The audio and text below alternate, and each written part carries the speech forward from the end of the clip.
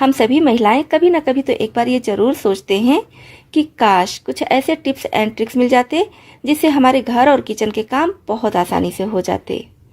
नमस्ते दोस्तों, मैं हूँ छाया और आपके अपने चैनल छाया रसोई में एक बार फिर से आपका बहुत बहुत स्वागत है। दोस्तों, आज मैं फिर से आपके लिए कुछ वायरल टिप्स एंड ट्रिक्स लेकर आई हूँ, तो इन टिप्स को आप भी देखिए, हो सकता है ये टिप्स आपके लिए भी यूजफुल हो। तो दोस्तों, हमेशा की तरह कमेंट बॉक्स में लिखकर ये जरूर बता दीजिएगा कि आप इस चैनल की वीडियोस किस शहर या फिर किस गांव से देख रहे हैं। तो चलिए देख लेते हैं आज की सबसे पहली टिप।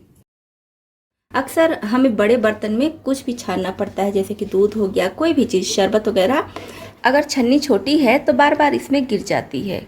कोई भी चीज़ हम छानते हैं तो वो भी छन्नी के साथ साथ इसमें गिर जाती है, जिसकी वजह से काफ़ी दिक्कत होती है। तो इसके लिए बहुत अच्छी टिप आपके साथ शेयर कर रही हूँ। आप लीजिए इस तरह से चम्मच और इधर से ऐसे लगा दीजिए और इस तरह से बाउल के ऊपर या जिस भी बड़े बर्तन में आप छानना चाह रही हैं इसमें ऐसे रख दीजिए। छोटी छन्नी है फिर भी आपकी छन्नी बर्तन में नहीं गिरेगी। इस तरह से आप कोई भी चीज़ छान सकती हैं।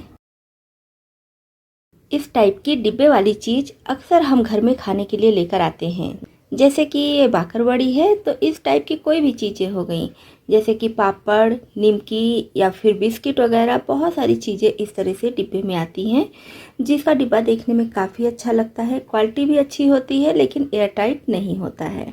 तो बारिश के दिनों में ये चीज़ें जल्दी ख़राब होने लगती हैं, सिल जाती हैं। तो क्या कीजिए, जब भी आप कोई ऐसी खाने पीने की चीज़ें लेकर आती हैं जिसको क्रंची रखना ज़रूरी है, तो डिब्बे का सील खोलने के बाद आप उसको किसी एयर टाइट कंटेनर में ट्रांसफ़र कर लीजिए।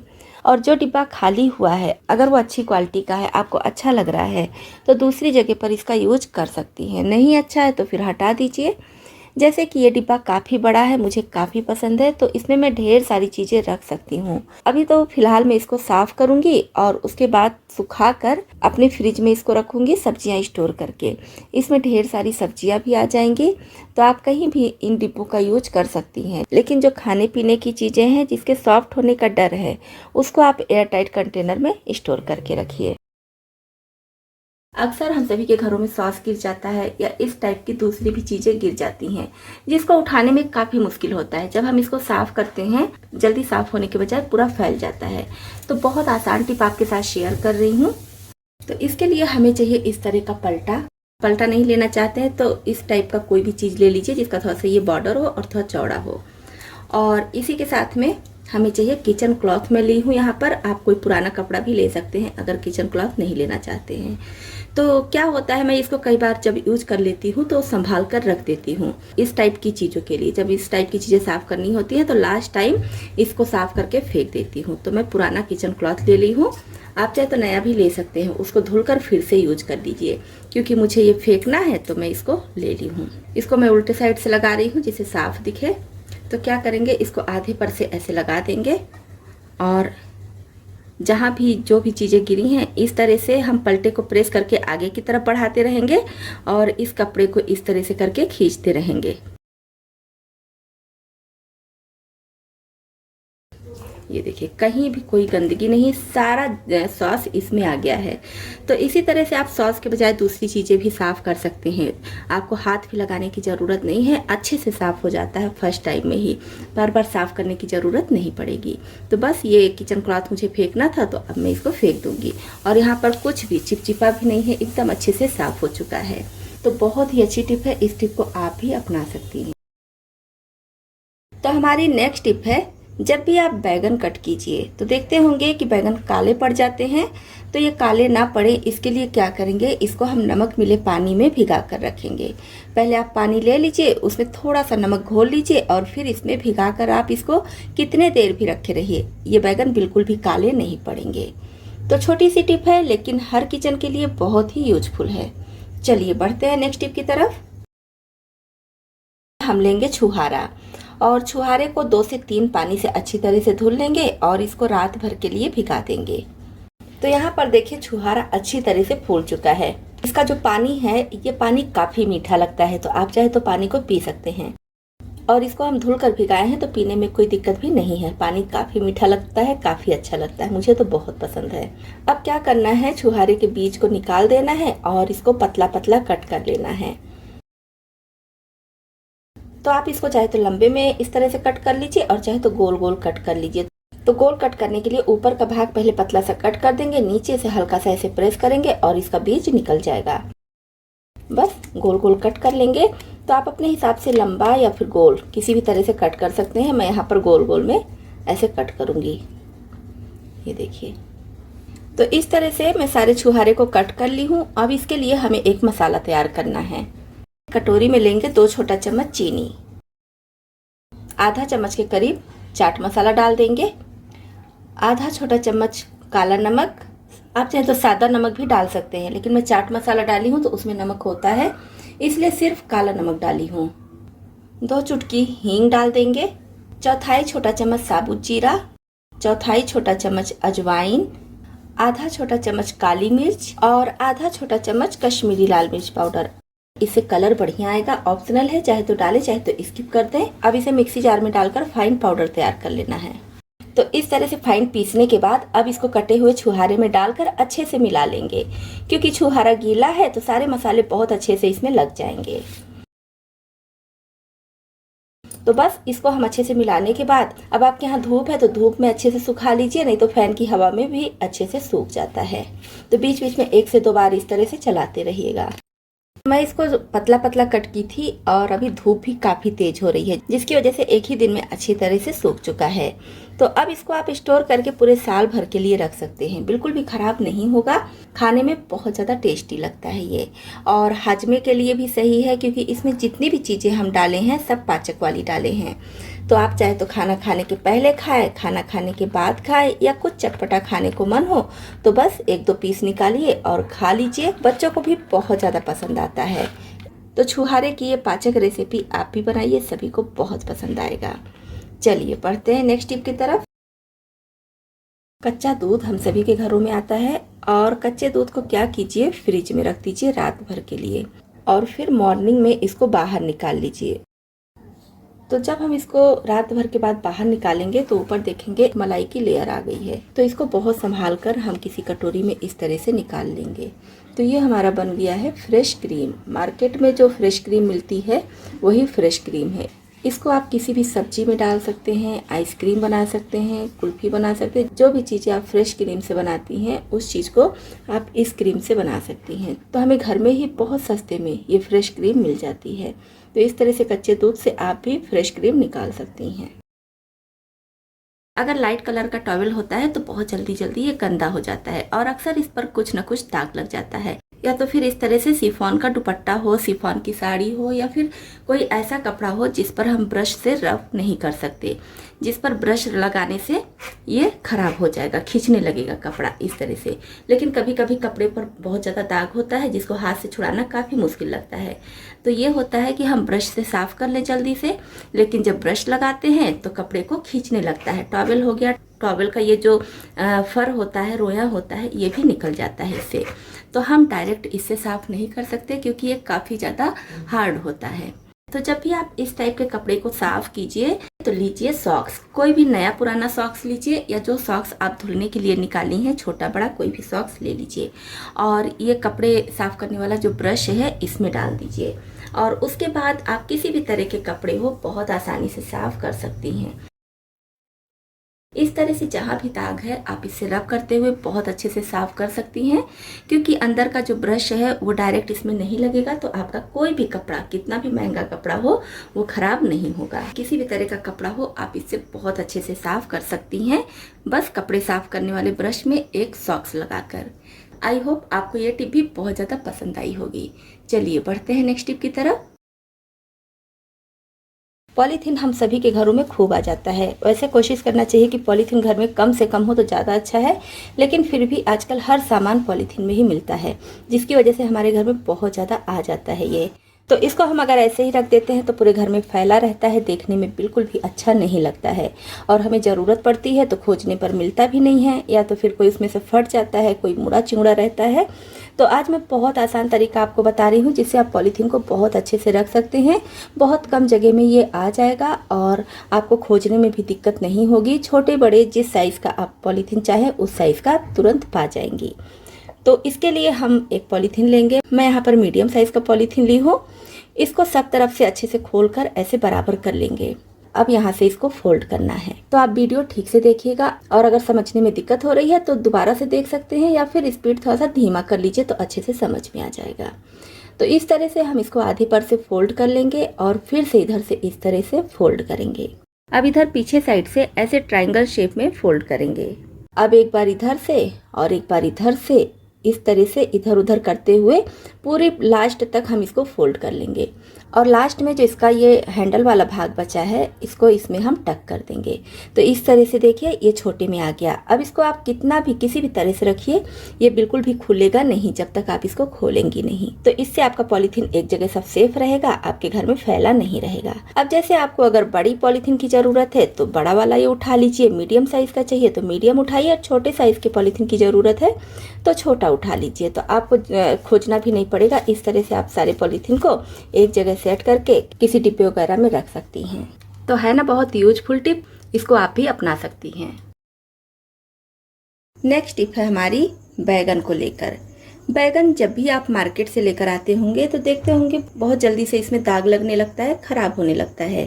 तो जब भी आप मार्केट से बैगन लेकर आइए तो क्या कीजिए, अच्छी तरह से धुल लीजिए और फिर इसमें थोड़ा सा लगा दीजिए कुकिंग ऑयल। इस तरह से बिल्कुल हल्का सा लीजिए और सारे बैगन में लगा दीजिए। अब इसको जिस भी तरीके से आप फ्रिज में स्टोर करती हैं स्टोर कर लीजिए। तो इस टिप को आप अपना कर देखिए, ये बैगन जितना आप नॉर्मल बैगन रखते होंगे उससे ज्यादा लंबे समय तक स्टोर रहेगा। कहीं शादी ब्याह पार्टी में जाना है, आप सोच रही हैं कि सबसे अलग दिखें, सबसे ज्यादा खूबसूरत दिखे, हमारा स्किन सबसे ज्यादा ग्लो करे, तो उसके लिए आप इसको जरूर अपनाइएगा। बस आपके किचन में आपके घर में रखी हुई छोटी छोटी चीजों से ही आप फटाफट अपने चेहरे को और ज्यादा खूबसूरत बना सकती हैं। एक ही वीडियो में आपको 3 चीजें मिलेंगी। यहाँ पर आपका स्क्रब भी होगा, फेशियल भी होगा, साथ ही साथ पैक भी लगेगा। इसके लिए आप पार्लर में जाएंगी, ढेर सारे पैसे खर्चा करेंगी और आपका समय भी ज्यादा लगेगा। बस कुछ मिनट लगाने के बाद ही इसका रिजल्ट आपके सामने होगा। एक बाउल में लेंगे 1 चम्मच के करीब चीनी, इसमें आधे नींबू का रस निचोड़ देंगे। अब लेना है 1 छोटा चम्मच कॉफी पाउडर। आप किसी भी ब्रांड का कॉफी ले सकती हैं, कॉफी पाउडर, या 2 रुपए वाला पाउच आता है उसको भी ले सकती हैं। तीनों चीजों को अच्छे से मिक्स कर लेंगे और इसमें ध्यान रखना है कि पानी का यूज नहीं करना है, सिर्फ नींबू, चीनी और कॉफी पाउडर ही लेना है। दोस्तों इसको आप अपने चेहरे पर लगा सकती हैं, हाथ पैरों में लगा सकती हैं, गले में, गर्दन में, कोहनी में, कहीं भी लगा सकती हैं। जहाँ का स्किन थोड़ा डार्क लगे, डल लगे या फिर डेड स्किन हो उसको भी बहुत अच्छे से ये रिमूव करेगा। तो बस इसको इस तरह से मिक्स करने के बाद अब हमें चाहिए आधा छोटा चम्मच के करीब नारियल का तेल। अगर नारियल का तेल आपके पास नहीं है तो आप बादाम का तेल भी ले सकते हैं। अगर आपकी स्किन बहुत ज़्यादा रूखी है, रूखी होने की वजह से जहाँ तहाँ से स्किन फटने लगी है, तब भी आप इसको लगा सकती हैं। और सबसे अच्छी बात है कि इसका कोई भी साइड इफेक्ट नहीं है, इसको आप कभी भी कहीं पर भी लगा सकती हैं। तो अब इसे हमें लेना है और आपको चीनी पूरी तरह से नहीं घोलना है, बस चीनी हल्का सा घुल जाए उतना ही हमें इसको मिक्स करना है। चीनी के छोटे छोटे दाने इसमें रहने चाहिए। मैं इसको अपने हाथों पर लगाकर आपको दिखा रही हूँ, आप इसको अपने चेहरे पर भी लगा सकते हैं। नींबू हमारे लिए तो फायदेमंद होता ही है, साथ ही साथ हमारी स्किन के लिए भी बहुत ज़्यादा फायदेमंद होता है और स्किन में जो भी गंदगी है उसको बहुत अच्छे से रिमूव करता है। और चीनी हम इसमें डाले हैं, चीनी से हमारी स्किन में शाइनिंग आएगी और चीनी स्क्रब का काम भी बहुत अच्छे से करता है। तो इस तरह से हम उंगलियों में या जहाँ भी डार्कनेस ज़्यादा हो, जहाँ की स्किन ज़्यादा डल पड़ गई हो, वहाँ पर अच्छे से इसे हमें रब करना है। और ध्यान रखना है कि बहुत ज़्यादा जोर लगाकर नहीं रब करना है, हल्के हाथ से ही इस तरह से हमें इसे लगाना है। तो बस जब हाथ में अच्छे से लग जाए तो नींबू का जो हम रस लिए हैं उसका जो छिलका बचा हुआ है, छिलके को लेंगे और छिलके से इस पर इस तरह से हल्का हल्का रब करेंगे। आप अगर अपने चेहरे पर अप्लाई कर रही हैं तो चेहरे को भी इसी तरह से करना है। तो इसको लगाने से पहले आप जहाँ भी इसको अप्लाई कर रही हैं उस जगह को पहले खूब अच्छी तरह से साफ कर लीजिए। तो बस इस तरह से लगाने के बाद अब हमें छोड़ देना है करीब 10 मिनट के लिए। 10 मिनट जब हो जाए तब हमें इसे नॉर्मल पानी से धुल लेना है, हल्के हाथ से रब करते हुए। अब इसके लिए पैक तैयार करेंगे। तो यहाँ पर आधा छोटा चम्मच के करीब कॉफी पाउडर मैं ले रही हूँ। इसी में डाल देना है 1 चम्मच मुल्तानी मिट्टी का पाउडर। तो ये मुल्तानी मिट्टी का पाउडर मैं घर में तैयार की हूँ, पहले भी आपको अपनी वीडियो में दिखा चुकी हूँ। इस तरह से लेकर आई थी और इसको छोटे टुकड़ों में तोड़ने के बाद पाउडर तैयार करके कंटेनर में स्टोर करके रख ली हूँ। अब इसमें 1 से 1.5 चम्मच दही डालनी है, खट्टी दही है तो भी चलेगी। अच्छे से सभी चीज़ों को मिक्स करना है और क्योंकि ये मुल्तानी मिट्टी का पाउडर है तो इसको गलने में समय नहीं लगता है, बहुत जल्दी से ये गल जाता है। और दही आप ज़रूरत के हिसाब से लीजिएगा जिससे कि इसका पेस्ट तैयार हो सके, क्योंकि ये पैक है तो बहुत ज़्यादा पतला नहीं रखेंगे नहीं तो गिरने लगेगा, और बहुत ज़्यादा गाढ़ा भी नहीं रखेंगे नहीं तो लगाने में दिक्कत होगी। तो इसका हमें पेस्ट तैयार करना है, उसी के हिसाब से आप दही इसमें ऐड कर लीजिए।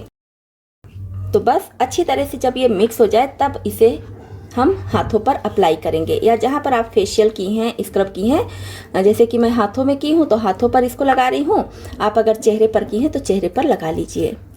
इस तरह से हमें इसको लगा लेना है, बस सब तरफ अच्छे से इसे इस तरह से लगा लेंगे। तो आप अगर इसको अपने चेहरे पर अप्लाई की हैं या कहीं भी अप्लाई की हैं, हाथ में, पैर में, नेक में, कहीं भी अप्लाई की हैं, तो आप 10 मिनट के बाद ही धुलिएगा। क्योंकि मुझे वीडियो बनाना है तो समय ज़्यादा लग जाता है, इसलिए मैं 5 मिनट में ही इसे धुल ले रही हूँ। धुल कर फिर आपको दिखा, एकदम साफ, एकदम ग्लोई स्किन हो जाती है। तो ये तो मेरे हाथ हैं, आप अपने चेहरे पर लगाएंगी तो भी आपको इसी तरह से रिजल्ट मिलेगा। आपको कहीं शादी ब्याह पार्टी में जाना है, पार्लर नहीं जा पाई हैं, समय नहीं है, या फिर पैसे बचाना चाहती हैं, तो बस इस तरह से फेशियल, स्क्रब और फेस पैक घर में ही तैयार करके लगा लीजिए। पुराने अंडरवियर हम सभी के घरों में तो होते ही हैं, जितने ज़्यादा जेंट्स उतने ज़्यादा अंडरवियर, क्योंकि अंडरवियर बच्चे बड़े सभी लोग पहनते हैं। तो क्या होता है, जब ये पुराना हो जाता है तो समझ में नहीं आता है कि इसको फेंके कि क्या करें। तो जब भी आपके घर में अंडरवियर निकले तो उसको इकट्ठा करते जाइए। जब 6-7 अंडरवियर इकट्ठा हो जाए या कुछ ज़्यादा हो जाए तब आप इसका बहुत अच्छा यूज कर सकती हैं। आज मैं बहुत ही बढ़िया पैसे की बचत करने वाली टिप आपके साथ शेयर कर रही हूँ। तो इसके लिए देखिए मैं 4 से 5 पीस अंडरवियर ली हूँ। यहाँ पर छोटे बड़े दोनों साइज़ के हैं, आप चाहे तो सिर्फ एक साइज़ के भी ले सकते हैं। तो इसका जो इलास्टिक वाला भाग है पहले हम इसको कट करके निकाल लेंगे और इसको संभाल कर कट करेंगे।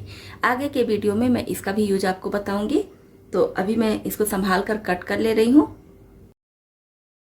अब इसका हमें ये मोटा वाला भाग निकाल कर अलग कर देना है, और कोशिश कीजिए कि एक साइज के अंडरवियर ले लीजिए तो और अच्छा होगा।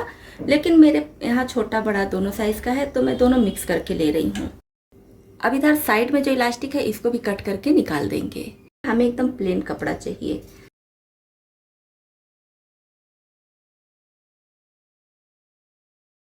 अब इस तरह से लंबी पट्टी जैसा हमें कपड़ा मिल चुका है। इसमें से हमें फिर से पट्टी कट करनी है, करीब 2-2 अंगुल के से पट्टी कट कर लेंगे। तो ये देखिए एक अंडरवियर मैं कट करके दिखा दी हूँ। इसी तरह से सारे अंडरवियर को कट कर लेंगे और फिर उसके बाद आगे क्या करना है देखेंगे। तो इस तरह से सारे अंडरवियर को मैं पट्टी में कट कर ली हूँ। अब पट्टी को इस तरह से जितना खींच सके बस उतना खींचकर ऐसे कर देना है। ये देखिए सारी पट्टी को इसी तरह से तैयार करके रख लेंगे। अब यहाँ पर मैं पैर के पास वाला ली हूँ। ये काफी मजबूत होता है, थोड़ा सा मोटा भी होता है। आप चाहे तो इसके बजाय कोई रस्सी या फिर सुतली ले लीजिए। अब इस तरह से एक पट्टी लेंगे और इसको बराबर करेंगे और यहाँ पर नीचे के साइड में ऐसे करते हुए इसको इधर से निकाल लेंगे और यहाँ से टाइट कर देंगे। तो ये देखिए बहुत अच्छे से ये सेट हो जाता है। तो आप अपने हिसाब से छोटा बड़ा करके कर लीजिएगा, जैसा भी आपको लगे। अलग कलर में चाहे तो कर लीजिए, चाहे तो सेम कलर एक साथ कर लीजिए, फिर सेम कलर कीजिए, अपनी पसंद अनुसार कर लीजिए। तो ये देखिए सब एक के साथ एक ऐसे अटैच करते हुए और इसको हमें टाइट कर देना है। पूरे में अच्छे से हम इसको इसी तरह से कर देंगे। इसको जितना पास पास करेंगे उतना ही अच्छा होगा। तो इस तरह से सारी पट्टी मैं इसमें लगाती हूँ। अब हमें चाहिए इस तरह का कोई डंडा। डंडा नहीं है तो वाइपर का या फिर पोछे का पुराना डंडा है तो उसको भी ले सकते हैं। अब मैं ली हूँ थोड़ा सा और कपड़ा, इसको इस तरह से फोल्ड कर लेंगे जिससे थोड़ा सा मोटा हो जाए। आप चाहे तो और कपड़ा ले लीजिए और ज़्यादा मोटा कर लीजिए, जितना ये मोटा रहेगा उतना बढ़िया रहेगा। यहाँ पर ऐसे लगा देंगे और इसको हमें बांध देना है। चाहे तो इसी के किसी कपड़े से बांध दीजिए या फिर अलग से सुतली वगैरह ले लीजिए। अब इसमें हमें इसको लपेटना है। इस तरह से टाइट करते हुए ये वाला जो पहला इसकी किनारी को अलग करेंगे, क्योंकि इसी से हमें लास्ट में नॉट लगाना रहेगा।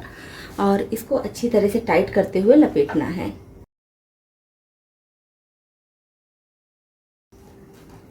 इस तरह से टाइट करते हुए लपेट लेंगे और फिर ये जो पहली किनारी हम रखे थे इसके साथ खूब बढ़िया से टाइट करके नॉट लगा देंगे। तो ये हमारा बनकर तैयार हो गया है पोछा। यकीन मानिए बहुत बढ़िया पोछा इससे लगता है, क्योंकि अंडरवेयर का कपड़ा है तो अंडरवेयर का कपड़ा या फिर बनियान का कपड़ा काफ़ी अच्छा होता है पोछा लगाने के लिए। तो इससे हम बहुत अच्छे से पोछा लगा सकते हैं, घर एकदम साफ सुथरा हो जाएगा। वैसे ये पुराना अंडरवेयर फेंका जाता, तो इस तरह से अगर आपके घर में भी पुराना अंडरवेयर इकट्ठा हो जा रहा है तो उससे आप इस तरह से पोछा बना लीजिए। आपके पैसे की काफ़ी ज़्यादा बचत होगी और आपका घर भी साफ सुथरा चमकदार रहेगा। तो दोस्तों, आपको इसमें से कौन सी टिप ज़्यादा पसंद आई और कौन सी पहले से पता थी, कमेंट बॉक्स में लिखकर ज़रूर बताइएगा। इसी तरह से और भी ज़्यादा यूजफुल टिप्स एंड ट्रिक्स देखने के लिए और अगर आप चैनल पर नए आए हैं तो हमारी यूट्यूब फैमिली में शामिल होने के लिए इस चैनल को सब्सक्राइब भी कर लीजिएगा।